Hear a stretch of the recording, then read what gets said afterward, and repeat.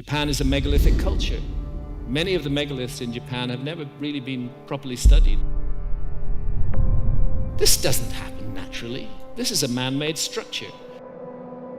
Unless there's any doubt that it's man-made, let's get up close and look at it. It's made of individual blocks of stone. Having gone to all the work of creating huge megaliths like this, they wouldn't have wasted them. Imagine standing before a vast network of subterranean caverns, extending thousands of square meters deep into the earth, carved from the unique volcanic tuff known as Oya Stone. When these caverns at the Oya Stone Quarry in Utsunomiya were first created, it seemed nearly impossible for humans of that era to shape such an immense and complex structure, yet somehow they did, with nothing more than rudimentary tools and sheer human effort. I want to know what else is going to be found that hasn't been investigated yet at all. We're just touching the edge of a huge mystery. Did this really happen? Or was there more at play here than meets the eye? Fast forward to today, and despite our advanced technology and engineering prowess, replicating such a feat remains a formidable challenge. This marvel of both natural formation and human endeavor invites us to explore its depths, uncovering the secrets held within its echoing chambers and imposing walls. I think we're confronted by an enormous mystery with megalithic sites all around the world, and we don't understand them properly. The Oya Stone Quarry, with its deep historical roots in Japan's architectural landscape, offers a fascinating glimpse into the evolution from localized resource extraction to significant industrial use. The exact discovery date of the quarry isn't well documented, but evidence suggests that small-scale extraction of Oya stone began around the Heian period. I think the dating of quite a number of megalithic sites needs to be reconsidered. It quickly became popular for its unique properties, particularly its ease of carving when freshly quarried, which made it ideal for constructing religious structures like temples and shrines, as well as for creating detailed statues for these sites. As we move into the Edo period, the role of Oya stone expanded dramatically. This was a time of relative peace under the Tokugawa shogunate, marked by urbanization and the burgeoning need for more durable building materials. Oya stone, known for its enhanced fire resistance, became a critical resource in constructing robust, fire-resistant walls, particularly in Edo, modern-day Tokyo, which was prone to frequent fires. Wildfires are what you expect when you have a bit of a comet air bursting up above you. The quarry's activities intensified with technological advancements in mining, such as the introduction of better chiseling tools and more systematic methods for removing large stone blocks. The expansion of cities during this period necessitated large quantities of durable materials, and Oya stone was extensively used not just for building walls, but also for bridges and other infrastructure projects that required materials that could withstand both the elements and the threat of fire. As demand surged, the shogunate implemented stricter regulations to manage the quarry operations effectively, ensuring the extraction rates were sustainable and that the stone remained available for future generations. When we compare Oya stone with European limestone, which was used for similar purposes, we notice both materials share the property of hardening over time, which is ideal for constructions meant to endure. However, while limestone in Europe was often chosen for both its practical and aesthetic qualities, Oya stone's use in Japan was deeply intertwined with the country's cultural and religious practices, reflecting a unique blend of utilitarian and spiritual values. This distinction highlights not only the functional importance of Oya stone, but also its role in shaping the cultural heritage of Japan. The Oya Stone Quarry is celebrated for its production of Oya stone, a unique type of green, tough volcanic rock. Known for its distinctive qualities, this stone has been a cornerstone in Japanese architecture and art for centuries. Let's dive deep into its rich historical tapestry and uncover some fascinating details along with a compelling theory. Tracing back to around 800 AD during the early Heian period, the operations at the Oya Stone Quarry began in an era marked by the consolidation of power in the Japanese imperial court and a cultural boom influenced heavily by the Chinese Tang dynasty aesthetics. Initially, Oya stone was primarily used for constructing the foundations and lower structures of buildings in local villages, largely because of its accessibility and the ease with which it could be carved when freshly quarried. What makes Oya stone particularly intriguing is its unique physical property. It is relatively soft when first quarried, but hardens upon exposure to air. This feature allowed ancient builders to initially carve it with ease, and as it hardened, it would transform into a durable structural element. Not only did its warm beige to light grey hues and porous texture enhance the natural aesthetics of traditional Japanese buildings, but it also provided excellent insulation properties. As the Heian period progressed, the cultural center of Japan shifted to Kyoto, increasing the architectural demand for Oya stone, possibly spurred by its fire-resistant properties, an essential feature in an era prone to wooden structure fires. By the late Heian period, the stone's reach extended beyond local regions, finding its way into more significant and prestigious construction projects across Japan, such as temples, shrines, and statues. I can't help thinking time capsule, that there was an intention to preserve this. Ancient texts often highlight its use in substantial state-sponsored construction projects, suggesting a growing importance in the architectural landscape of the time. The rising demand for Oya stone led to a significant expansion of the quarry operations. Quarrying techniques evolved from simple manual methods to more organized mining activities involving larger labor forces. This expansion not only catered to the increasing architectural demands, but also became a focal point for local economic development, providing numerous jobs and contributing to the growth of surrounding communities. An intriguing theory about the Oya Stone Quarry is that it was discovered and initially developed under the auspices of the imperial family of Japan. This theory suggests that the imperial family might have used the quarry to demonstrate their divine right to rule by constructing temples and palaces with this unique stone. Ancient cultures all around the world preserved a memory of a high civilization. The frequent use of Oya stone in imperial and noble projects during the Heian period supports this theory. The distinctiveness of the stone and the grandeur it imparted to buildings would have symbolized the celestial and exalted status of the emperor, aligning perfectly with the imperial ambitions of the time. This fascinating hypothesis adds an additional layer of historical and cultural significance to the already rich narrative of the Oya Stone Quarry. Nestled in Utsunomiya, Tochigi Prefecture, the Oya Stone Quarry offers more than just a peek into the world of mining. It presents a fascinating interplay of geology, history, and acoustics. Let's delve into the intriguing details of its underground caverns, their extensive history, and unique characteristics. Spanning an impressive 20,000 square meters, these caverns form a vast subterranean network that has been shaped over centuries. In some areas, they plunge as deep as 60 meters, equivalent to a 20-story building. This vast and varied landscape not only offers a glimpse into the Earth's depths, but also tells the tale of its past through the very walls that form it. Etched with the marks of pickaxes and chisels, the cavern walls narrate the history of mining techniques that evolved through the ages. Occasionally, miners have left behind tools and artifacts, which have been preserved and are now part of the quarry's historical tapestry. The caverns also display an array of natural and man-made formations, from varied color strains and vein patterns to different mineral compositions, each adding a layer to the story of the region's geological history. Beyond their historical and visual appeal, these caverns are known for their exceptional acoustic properties. The porosity and density of the Oya stone allow for sound to be absorbed and dampened, creating an environment with minimal echo and clear sound quality. Drawing a comparison to the ancient underground cities of Cappadocia in Turkey, both carved directly into volcanic rock, highlights interesting contrasts. While Oya's caverns were primarily used industrially for mining, Cappadocia's were designed for habitation and protection, equipped with living quarters, churches, and even ventilation shafts. An intriguing theory about the Oya Stone Quarry suggests that its extensive network and depth could have offered strategic military advantages during historical conflicts. The caverns, with their complexity and depth, might have served as excellent hiding spots or secret passages, a theory supported by Japan's historical use of landscape features in military strategy. Moreover, the Oya Stone Quarry has caught the eye of the film and television industry due to its dramatic and otherworldly ambience. For instance, Martin Scorsese's Silence used the haunting backdrop of the caverns to portray the rugged landscapes of 17th century Japan, enhancing the grim atmosphere of the story.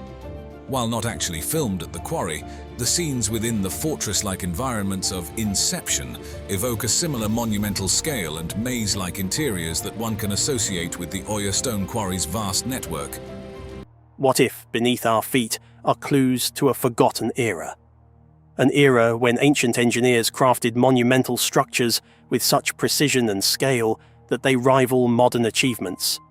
Welcome to the mysteries of the Oya Stone Quarry and the Miyadani Quarry. Our journey begins in the quiet town of Oya, nestled in Tochigi Prefecture. In the year 1919, while searching for new mining sites, workers stumbled upon a cavernous space unlike anything they'd seen before. What they found was the Oya Stone Quarry, a vast underground labyrinth stretching over 20,000 square meters. Carved from volcanic ash stone known as Oya Ishi, this subterranean wonder is a testament to human ambition. Walking through its colossal chambers feels like wandering through an ancient cathedral, with ceilings soaring up to 30 meters high and massive pillars supporting the weight above. The air is thick with history, every echo a reminder of the countless hands that shaped this underground marvel. One historian described it as a man-made Grand Canyon, where each cut tells a tale of artistry and determination. But how did ancient workers, with supposedly primitive tools, manage to extract such enormous stone blocks with unparalleled precision? The walls are remarkably smooth, the angles sharp, as if crafted with modern machinery. Could they have possessed advanced techniques lost to time, or is there another explanation? Could the quarry have been more than a source of stone? Perhaps a site of astronomical significance or even spiritual rituals? These intriguing possibilities open up a world of questions about the knowledge and intentions of those who carved these massive spaces. Shifting our gaze westward, we arrive at the Miyadani Quarry in the Kansai region. This site, though less known, is equally baffling. Here, gigantic stone blocks, some estimated to weigh over 500 tons, lie abandoned as if the workers vanished overnight. The sheer size of these megaliths begs the question, how did they plan to move them? Modern cranes struggle with such weights, so what methods did the ancients employ? Some propose that these quarries are evidence of a lost civilization, one with engineering skills that predate recorded history. Others speculate about extraterrestrial involvement, suggesting that beings from beyond aided in the construction, a theory fueled by the precise cuts and inexplicable logistics. As the renowned researcher Erich von Däniken once posited, these monuments are messages carved in stone left by visitors from the stars. Adding to the mystery are recent discoveries in the vicinity. In 2020, archaeologists unearthed tools made from materials not native to the region, hinting at long-distance trade or migration. Additionally, nearby cave paintings depict figures that some interpret as wearing helmets or suits, fueling further speculation about ancient astronauts. But not everyone is convinced by these theories.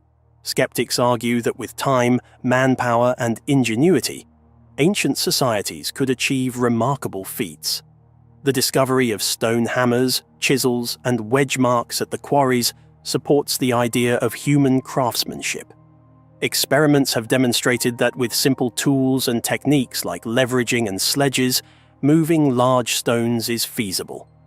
Professor Hiroshi Nakamura, a leading expert in ancient engineering, states, "We often underestimate the resourcefulness of our ancestors. Necessity drove innovation, and communal efforts made the impossible possible. Yet, whispers of conspiracies persist. Some believe that governments or secret societies suppress information about these sites to keep hidden the true history of humanity. Others claim that the quarries are connected by underground tunnels to distant parts of the world, a global network built by an advanced civilization." Adding to the intrigue, other nearby discoveries have surfaced. In the forests surrounding Miyadani, explorers have reported finding strange stone formations that align perfectly with the cardinal points. Some suggest these could have been part of an ancient navigation system or a network of communication across vast distances. In contemplating these mysteries, we might recall the words of philosopher Lao Tzu. The journey of 1,000 miles begins with a single step. Each stone cut, each block moved, was a step toward a vision we are yet to fully comprehend. As we stand before these monumental stones, we're confronted with more questions than answers. What drove these ancient people to undertake such colossal projects? How did they overcome challenges that would daunt even modern engineers? What secrets lie hidden within these ancient quarries? Imagine a place lost in time, a tranquil village in the heart of China, where life unfolds to the rhythm of ancient traditions. Xi'anbaikun, a world untouched by modernity, where villagers tilled their fields and shared stories under the shade of age-old trees. But beneath this idyllic facade, a secret lay dormant, a hidden world waiting to be unearthed. In the scorching summer of 1992, a mystery emerged from the depths of the earth. Ponds scattered across the landscape held water that defied the relentless sun. These weren't ordinary ponds. They were portals to a forgotten realm. One villager, driven by an insatiable curiosity, dared to peer beyond the surface. For 17 days and nights they labored, draining the water inch by inch, revealing a sight that would rewrite history. A colossal cavern, carved by human hands, emerged from the shadows, its silence echoing with the whispers of a forgotten past. This was just the beginning. Beneath the village, a labyrinth of 24 hand-carved caves lay hidden, a subterranean city lost to time. Who were the architects of this underground world? What secrets did these caverns hold? Join us as we descend into the Longyou Caves, a place where history and mystery intertwine, and where the past challenges our understanding of human potential. Imagine a tranquil village nestled in the heart of Zhejiang Province, China, a place where time seems to stand still and life has remained unchanged for generations. The villagers of Xi'anbaikun went about their daily routines, tending to their fields and sharing stories under the shade of ancient trees. Little did they know that beneath their feet lay one of the most astonishing archaeological discoveries of the 20th century. What secrets did the earth conceal? And how would a simple act of curiosity unveil a hidden world?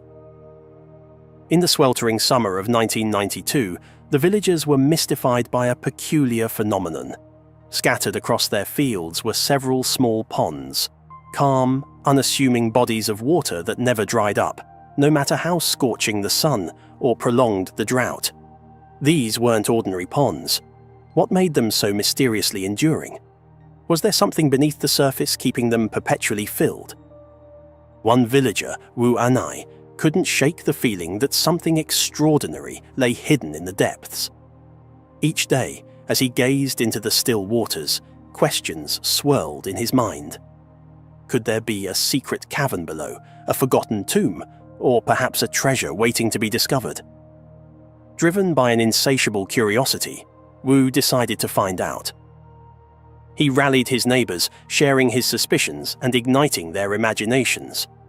Together, they pooled their modest resources to rent a water pump, a significant expense for the humble community. For 17 grueling days and nights, the pump chugged tirelessly.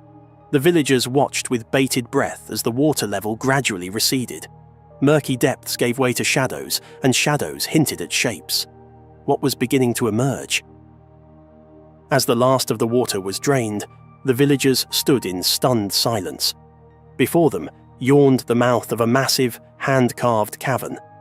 The air was cool and damp, carrying the faint scent of ancient stone. Tentatively, they stepped inside. The walls were astonishingly smooth, and the ceilings soared high above, disappearing into darkness.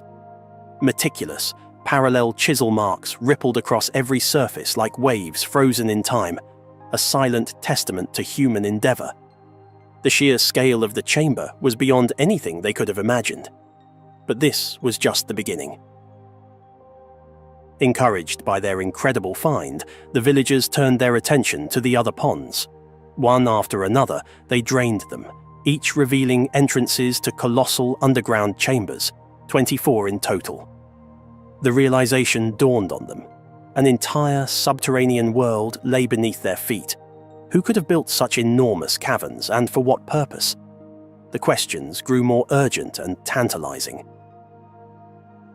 As word spread, archaeologists and researchers from across the globe flocked to the site, eager to explore the enigma of the Longyou Caves.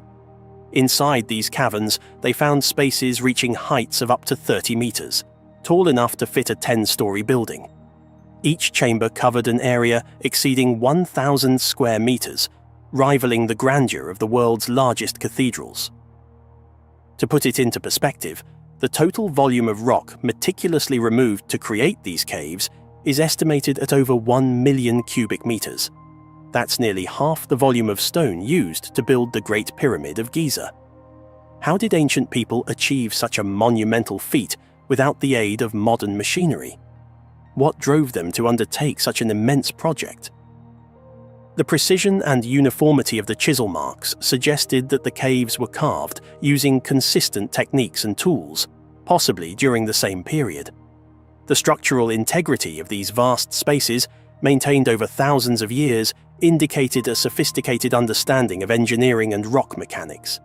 Yet, as researchers delved into historical records, they found nothing. Not a single ancient text or inscription shed light on their origin.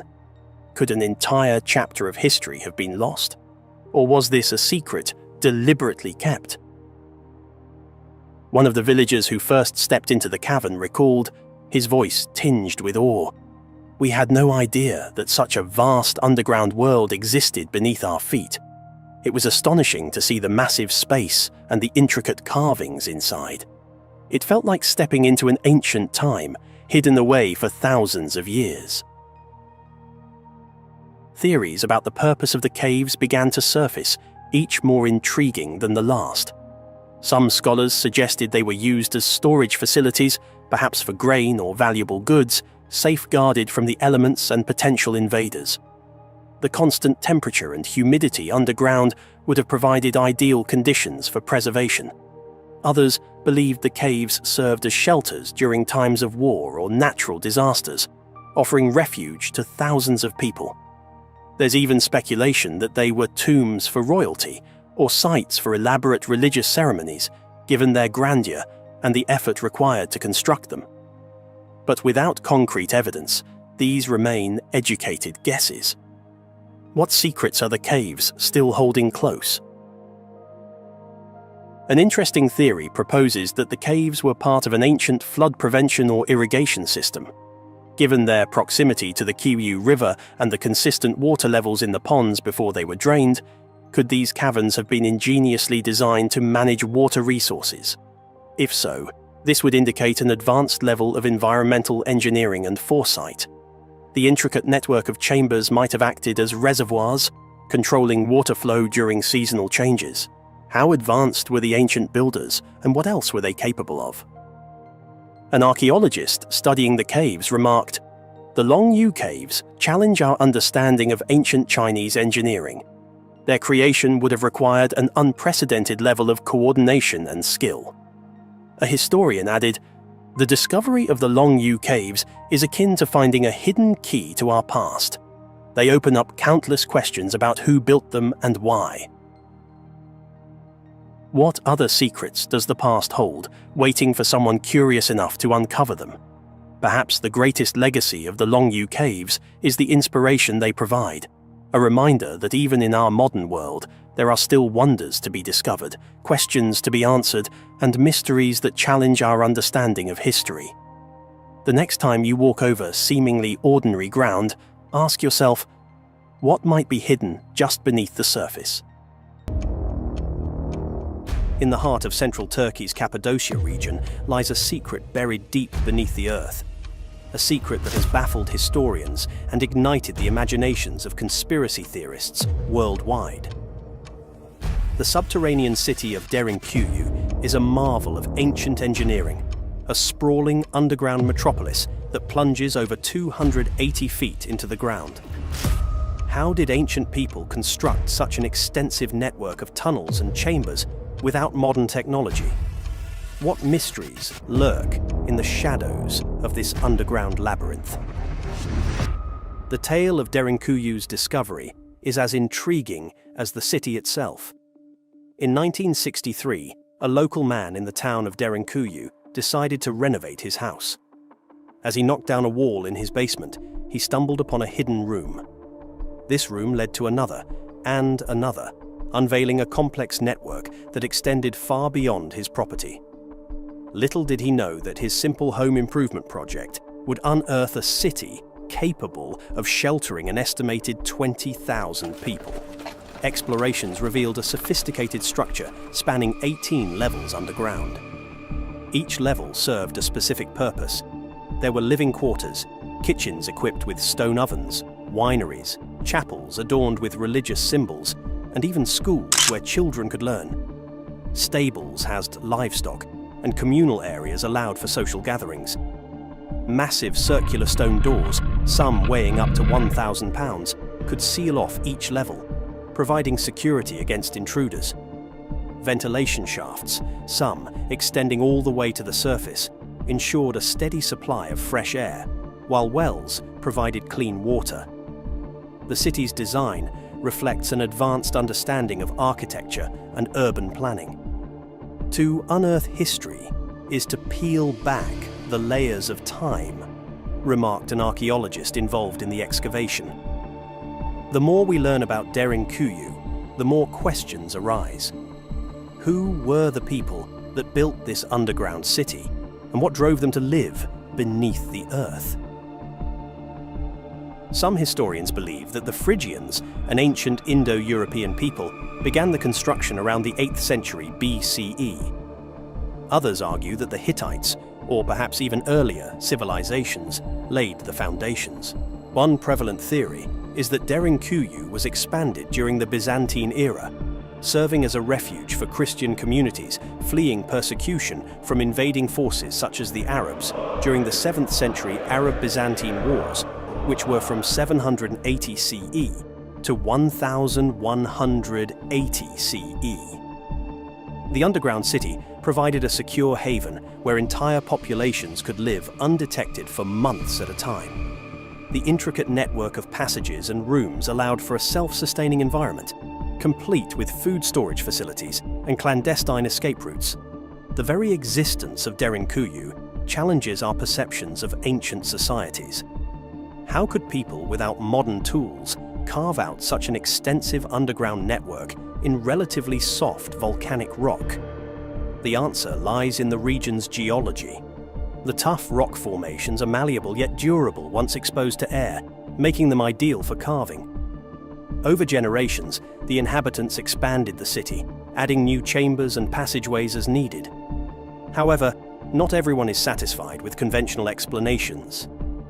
Some suggest that Derinkuyu is evidence of lost advanced civilizations or even extraterrestrial intervention. The precise engineering, the scale of the city, and the mysterious origins fuel speculation. Could it be that the underground city was built to survive a cataclysmic event, such as a flood or nuclear disaster? This ties into fringe theories about ancient civilizations possessing technology far beyond what mainstream history acknowledges. A popular conspiracy theory links Derinkuyu to the ancient Anunnaki, deities from Mesopotamian mythology who some believe were alien beings that influenced early human civilizations. Proponents of this theory argue that the underground city was constructed under their guidance to protect humanity from disasters or as part of a mining operation for precious metals. While there is no archaeological evidence to support these claims, they add an element of intrigue to the already fascinating story of Derinkuyu. To put the scale of Derinkuyu into perspective, consider that it rivals modern subterranean structures like the London Underground or New York City's subway system, not in technological complexity, but in scope and purpose. Yet, while today's underground networks are built with advanced machinery and engineering knowledge, Derinkuyu was carved by hand, illuminated by oil lamps, and planned with remarkable foresight. Nearby, the Cappadocia region offers additional wonders. The underground city of Kaimakli, just a few miles away, is connected to Derinkuyu by a tunnel system stretching over 5 miles. Kaimakli is equally impressive, with its own maze of rooms and passages. Together, these underground cities suggest a vast network of subterranean communities that cooperated and communicated with each other. The region is also famous for its fairy chimneys, towering rock formations that have been hollowed out to create homes, monasteries, and hotels, further showcasing the ingenuity of the area's ancient inhabitants. Those who cannot remember the past are condemned to repeat it, wrote philosopher George Santayana. Derinkuyu stands as a testament to human adaptability and the lengths to which people will go to ensure their survival. The city's defences indicate a need for protection, possibly from frequent invasions or natural disasters.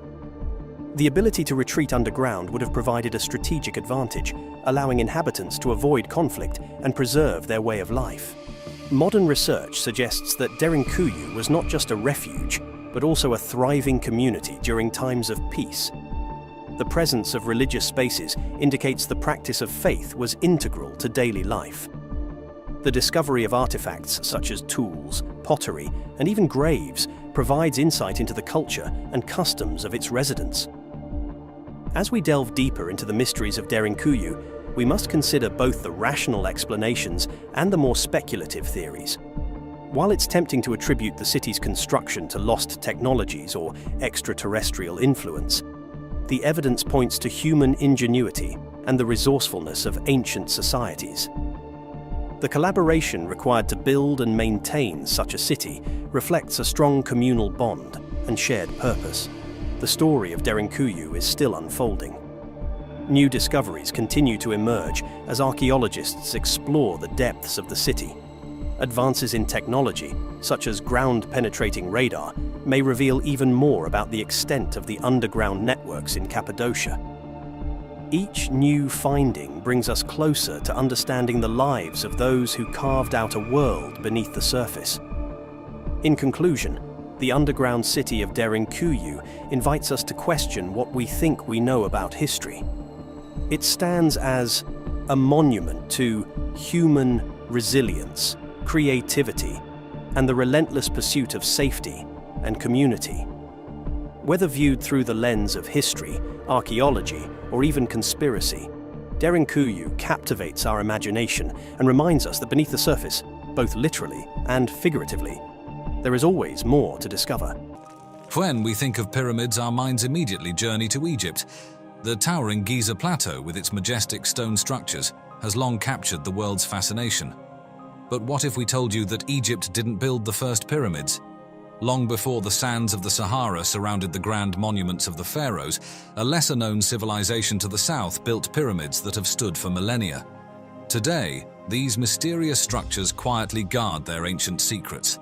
This is the story of Meroe, an ancient city in the heart of modern-day Sudan, where the first man-made pyramids may have risen and where we begin to unravel a mystery that challenges everything we thought we knew about ancient history. Let us set the scene. We are not in Egypt, but in the vast expanse of the Sudanese desert. Here, nestled in a stark, arid landscape, lie over 200 pyramids, concentrated in a city that once rivaled the grandeur of any ancient Egyptian metropolis. This city is Meroe, the capital of the powerful kingdom of Kush, a civilization that flourished for nearly 1,000 years. But Meroe's legacy is far more than a simple footnote in Egyptian history. It's a place where the lines between myth, architecture, and human achievement blur into one of the greatest unsolved mysteries of antiquity. Our modern awareness of Meroe began in the 19th century, when European explorers ventured into the Sudanese desert. In 1821, they uncovered these stunning pyramids, which had been hidden for centuries beneath the sands. The explorers found a cluster of pyramids, some grand and towering, others smaller and more modest, yet all steeply angled with narrow bases, distinctly different from the broad, sloping forms of Egyptian pyramids. And while Egypt's pyramids were grand tombs for pharaohs, Meroe's served a different purpose. They were built for nobles and royals alike. But when exactly were these pyramids built and why? Archaeologists determined that Meroe's pyramids were constructed between 300 BCE and 350 CE, during a time when the Kingdom of Kush was a powerful force in Africa. This makes Meroe's pyramids younger than Egypt's Old Kingdom pyramids, but their purpose and design remain equally as fascinating. Many scholars theorize that Meroe's architectural style was influenced by earlier structures from the region, potentially dating back even further. Transporting the massive stones used to build these pyramids was no small feat. Some of the stones were quarried from sites over 25 miles away and weighed several tons. How could an ancient civilization lacking modern tools and technology achieve such monumental tasks? The logistics of transporting and constructing these structures in an unforgiving desert environment continue to puzzle researchers. To put this in perspective, the Great Pyramid of Giza contains stones weighing up to 80 tons, whereas the largest pyramid at Meroe, the Pyramid of Amenishaketo, used stones weighing between 1 and 2 tons. While lighter, these stones were no less challenging to transport, raising questions about how these ancient builders accomplished such feats. What's more intriguing is that Meroe's pyramids were built in a different context than those of Egypt. While Egyptian pyramids served as grand burial tombs for kings and pharaohs, the pyramids at Meroe were constructed for a broader group of nobles, queens, and princes. But why did the people of Meroe embrace pyramid building at all? Inside the tombs of Meroe, archaeologists found a remarkable fusion of Egyptian and African symbolism. Hieroglyphics and carvings covered the walls, but the faces depicted were distinctly African, signifying a culture that blended Egyptian influences with its own deep-rooted identity. Meroe wasn't merely a reflection of Egypt, it was a civilization that commanded power and respect in its own right. Stretching over 600 miles along the Nile, the Kingdom of Kush became a dominant force in trade and culture across northeast Africa. Yet the pyramids of Meroe raise more questions than they answer. Why, after centuries of success, did the Kingdom of Kush turn to pyramid building? Some scholars believe these pyramids were intended to strengthen Meroe's political and spiritual power, symbolizing divine kingship and cementing the kingdom's claim to leadership in the region. Others argue that they served as a tribute to Egyptian influences, while the most radical theory suggests that Meroe may have been the true originator of pyramid building. Let's consider this possibility. Recent archaeological evidence has revealed older, smaller pyramid-like structures in Sudan, dating as far back as the 8th century BCE, long before the construction of Egypt's famous monuments. These burial mounds, known as tumuli, could have evolved into the grand pyramids we see at Meroe today. Could it be that Egypt's most iconic structures were influenced by the Kushites rather than the other way around? It's a theory that challenges the traditional narrative of history, suggesting that Meroe's civilization may have pioneered innovations long before their Egyptian neighbors. As we dig deeper into the sands of history, the mysteries surrounding Meroe's pyramids only grow. Could the origins of pyramid building lie not in Egypt, but in this forgotten kingdom to the south? Meroe was more than just a city of pyramids, it was a thriving center of industry and trade with remarkable advancements that rivaled many other ancient civilizations. One of Meroe's most significant achievements was its mastery of ironworking. Scattered across the landscape, archaeologists have uncovered iron furnaces, a testament to a sophisticated industry that flourished long before many other ancient civilizations had harnessed such technology. This begs the question, how did the Kingdom of Kush develop these advanced techniques? Some believe that the iron was used to forge weapons, providing the Kushite warriors with a formidable edge in battle. Others argue that Meroe's iron was used for agricultural tools, enabling the cultivation of vast swathes of fertile land along the Nile, and allowing the kingdom to sustain its growing population. But perhaps the most intriguing theory suggests that Meroe's iron products were traded far and wide. reaching the Mediterranean and perhaps even India, indicating that this kingdom played a central role in the ancient global economy. Equally fascinating is Meroe's sophisticated water management system. Archaeologists have discovered an elaborate network of reservoirs and dams that allowed the people of Meroe to control the seasonal floodwaters of the Nile, ensuring a stable supply of water for agriculture. This level of engineering sophistication was far ahead of its time, surpassing even some of the water management techniques used in Egypt. Could it be that Meroe, not Egypt, held the key to ancient water engineering? And how much of this knowledge was passed down, or lost, over the centuries? But not all of Meroe's mysteries come from clear evidence. Some of the most tantalizing questions remain shrouded in conspiracy and speculation. One popular theory suggests that Meroe's decline was not a result of natural collapse but of deliberate sabotage. After the Romans conquered Egypt, could they have seen Meroe as a threat? Did they systematically erase this powerful kingdom from history to secure their dominance over the Nile region? This theory becomes even more intriguing when we consider the state of the pyramids themselves. Unlike the carefully maintained pyramids of Egypt, the pyramids of Meroe were intentionally defaced. Their smooth limestone casing was stripped away, leaving them exposed to the harsh desert winds. But who did this, and why? Was it Roman forces seeking to obliterate Meroe's legacy, or was there an internal conflict that led to the destruction of these grand monuments? Then there are whispers of a lost treasure buried within the pyramids, a fortune that has yet to be discovered. But perhaps the most valuable treasure Meroe has to offer is not gold or jewels, but knowledge. The understanding of an ancient world that continues to challenge everything we thought we knew about history. The pyramids of Meroe may not be as famous as the pyramids of Giza, but they are more numerous and cover a broader landscape that once teemed with life and activity.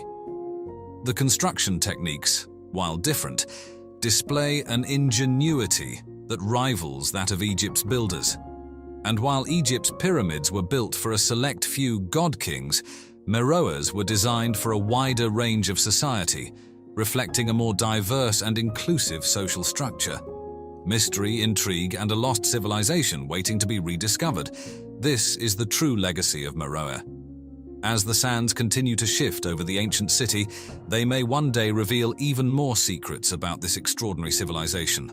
Could it be that Meroe, not Egypt, is where the story of pyramids and so much more truly began?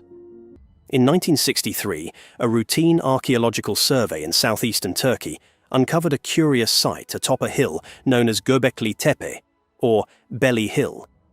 At first glance, the site appeared unremarkable.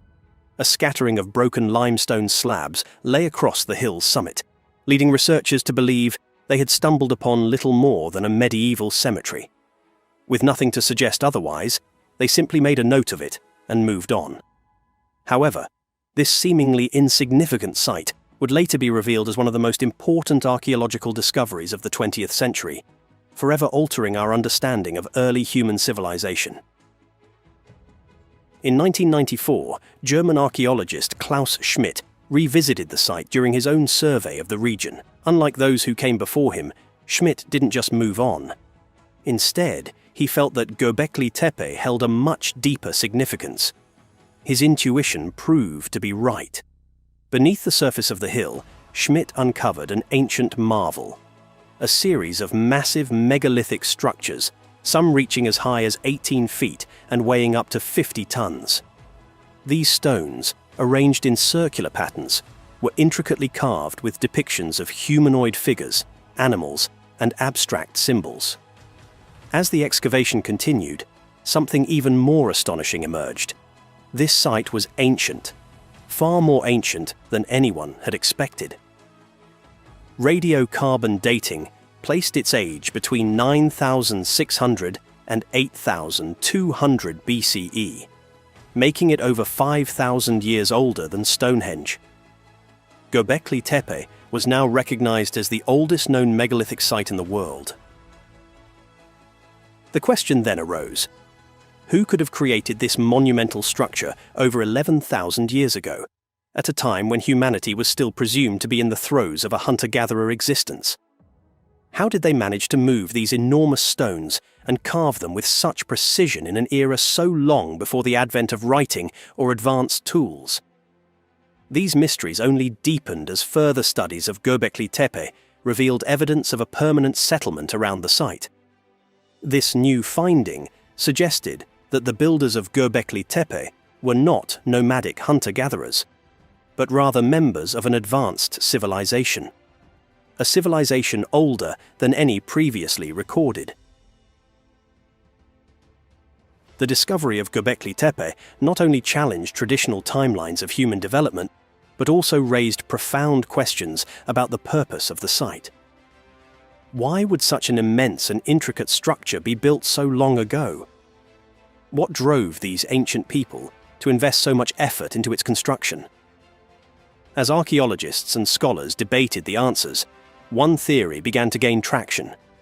Gobekli Tepe may have been one of the world's first religious centers, perhaps even a place of worship for one of humanity's earliest organized belief systems. Schmidt himself called it the first human-built holy place, and likened it to a cathedral perched atop a hill.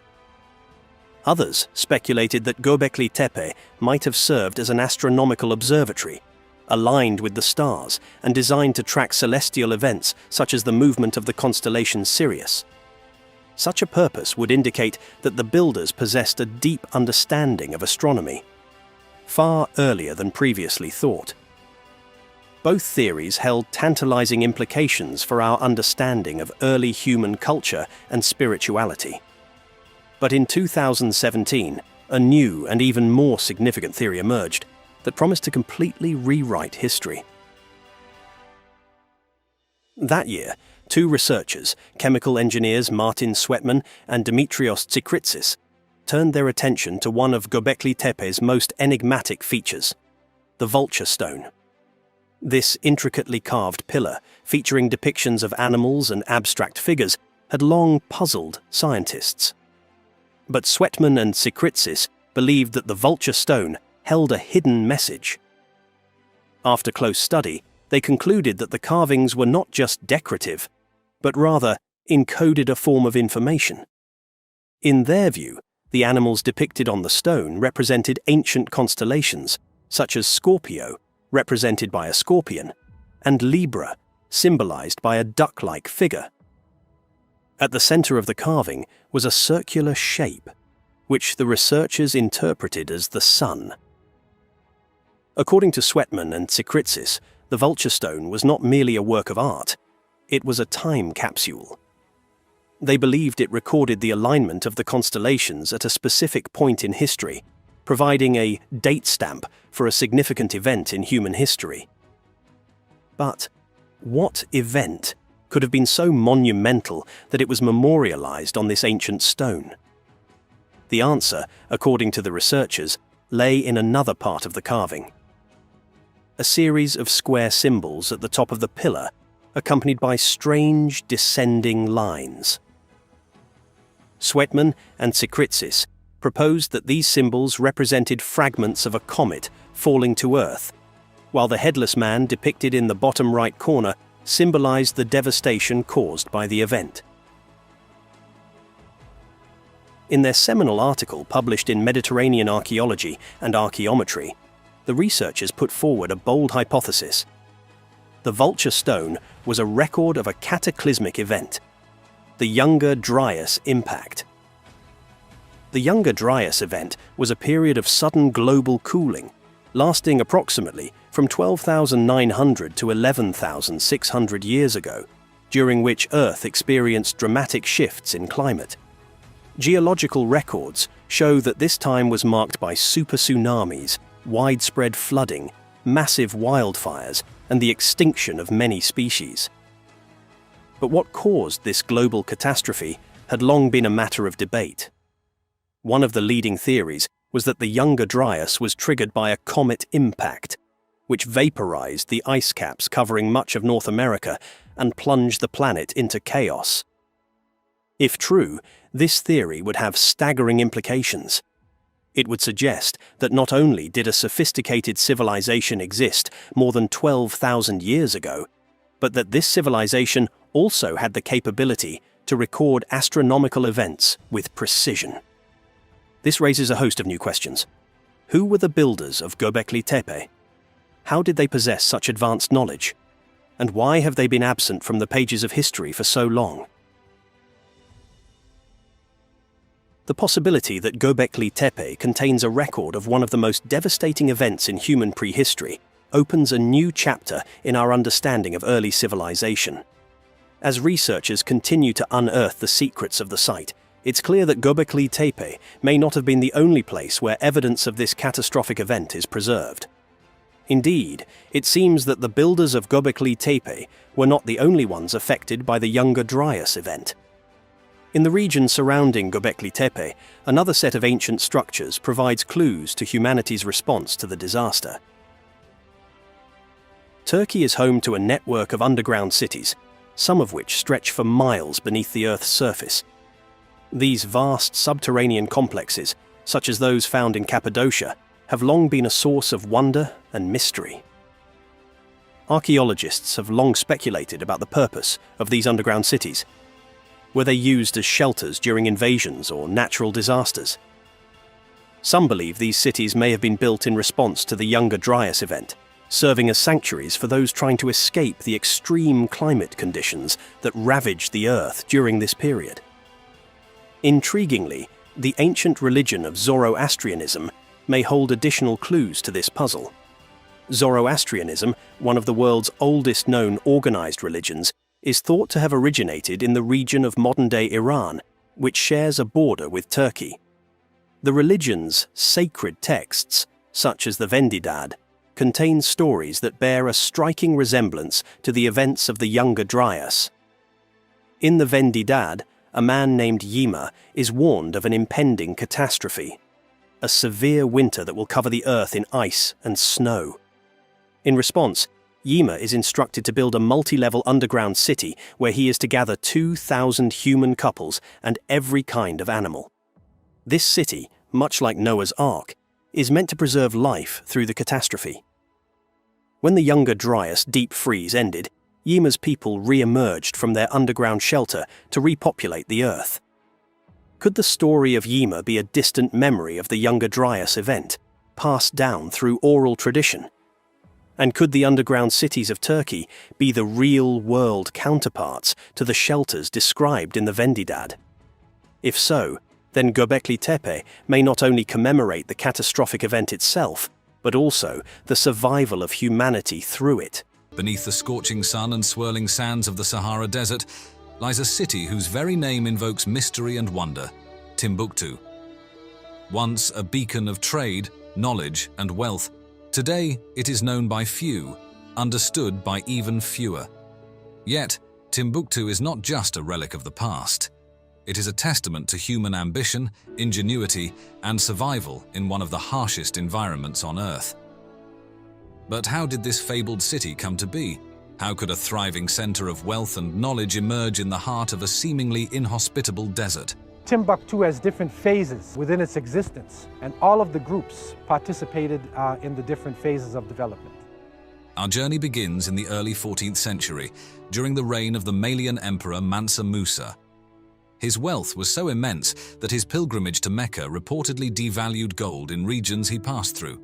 Yet Musa's most enduring legacy was not his riches, it was the flourishing of Timbuktu, a city destined to become a hub for commerce and scholarship. The first mystery of Timbuktu, however, lies not in its origin, but in what was discovered centuries later.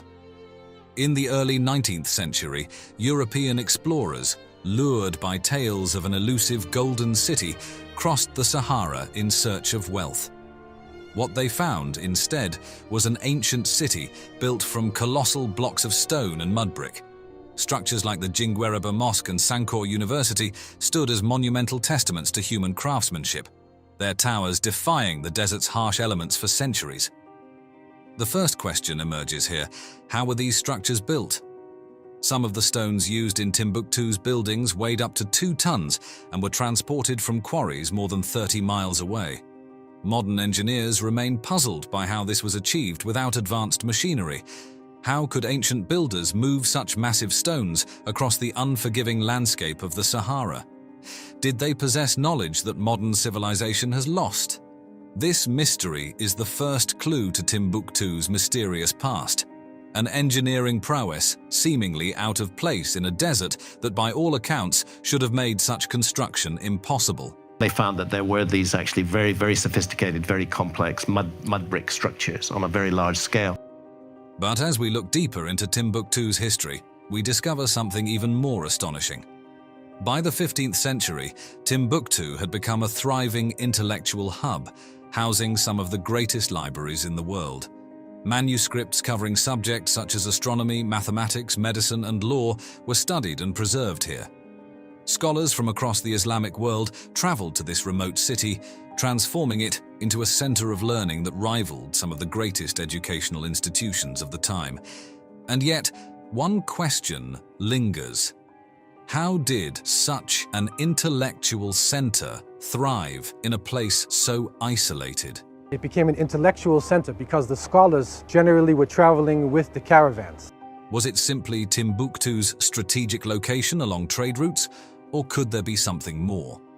Some researchers believe that Timbuktu's placement precisely at the edge of the Sahara and along the Niger River may have held deeper significance. Could ancient civilizations have chosen this location based on an advanced understanding of geography or even astronomy? A provocative theory suggests that Timbuktu might lie on one of the Earth's natural energy pathways, ley lines, that have been revered by ancient cultures across the world. Could its success as a city of knowledge and wealth have been linked to its placement on one of these energy nodes? As we ponder these questions, another mystery unfolds. Recent discoveries have revealed that many of the original manuscripts from Timbuktu's libraries, some dating back over 700 years, are missing. Where did they go? Were they destroyed or were they stolen? Whispers of a conspiracy emerge here, an organized effort perhaps by European colonial powers to seize and suppress Timbuktu's ancient knowledge. Some believe the manuscripts were hidden by local scholars to protect them from invaders, and that their secrets remain buried, known only to a select few. Today, historians and treasure hunters alike search for these lost manuscripts, hoping to unlock the wisdom they contain. But this brings us to an even greater mystery. What exactly was in these manuscripts? Could they have contained knowledge that the world wasn't ready for? Advanced technologies or philosophies that challenged the dominant worldviews of their time? I want to know what else is going to be found that hasn't been investigated yet at all. We're just touching the edge of a huge mystery. Were these manuscripts lost to history or intentionally kept from the world? As we explore these questions, we are reminded that Timbuktu's story is not just about the past. It is a cautionary tale about the fragility of human progress. What knowledge have we, as a civilization, lost over the millennia? Could the lost wisdom of Timbuktu have changed the course of human history? As we dive deeper into the story of Timbuktu, an unsettling thought begins to emerge. What if the true wealth of this city was not in gold, but in knowledge? And what if that knowledge was too dangerous for the world to possess? Timbuktu's scholars compiled manuscripts on topics ranging from astronomy to medicine, from theology to mathematics. By the 15th century, Timbuktu housed an estimated 700,000 manuscripts, forming one of the largest intellectual archives of the time. But here's where the mystery deepens. Much of this vast collection has vanished. Entire libraries were raided, collections disappeared, and even today, many manuscripts remain unaccounted for. Some of the surviving texts mention ideas that seem far ahead of their time, such as advanced mathematical concepts and detailed astronomical observations. There are even cryptic references to knowledge of the cosmos that surpasses what we believed was understood in the 14th and 15th centuries. Could it be that Timbuktu's scholars possessed knowledge far beyond what we know today? And if so, who or what was responsible for the suppression of this information? Some researchers point to the colonial history of Africa. As European powers began their conquest of the continent in the 19th century, they systematically dismantled much of the region's cultural heritage. And there are rumors that the French in particular seized many manuscripts from Timbuktu and shipped them back to Europe. Others suggest that these texts were deliberately hidden or destroyed because they contained information that could challenge the scientific revolution taking place in Europe. The truth remains elusive, but what we do know is that Timbuktu's intellectual legacy has only been partially uncovered. Many of the remaining manuscripts are locked away in private collections, deteriorating from neglect. Could these hidden texts hold the answers to the mysteries that still surround Timbuktu? But the intrigue does not end with the manuscripts. Archaeologists working in the region have uncovered ruins of other ancient cities near Timbuktu, suggesting the area was part of a larger, interconnected civilization. Some of the stones used in Timbuktu's structures weigh several tons and were transported from quarries miles away. How could these feats of engineering have been accomplished without modern machinery? And could there be a connection between the builders of Timbuktu and the ancient Egyptians? Adding to the mystery, some of these structures remain unfinished, as though the builders abruptly stopped their work. Why would a city so rich in knowledge and wealth suddenly fall into decline? Environmental changes may provide part of the answer. As the Sahara continued to expand, trade routes shifted, and the resources that once sustained Timbuktu dwindled. But others suggest that external forces may have played a role. Some theorists argue that jealous foreign powers or even secret societies conspired to bring about the city's downfall. One of the most persistent theories involves the lost riches of Timbuktu. According to legend, Mansa Musa's wealth wasn't only in gold. He may have possessed ancient artifacts and manuscripts from a forgotten civilization. Some believe that these treasures remain hidden beneath the city, waiting to be discovered. Could Timbuktu's greatest secret be something far more valuable than gold? As we conclude our journey, one thing is clear: Timbuktu's mysteries are far from solved. What knowledge was lost, and why?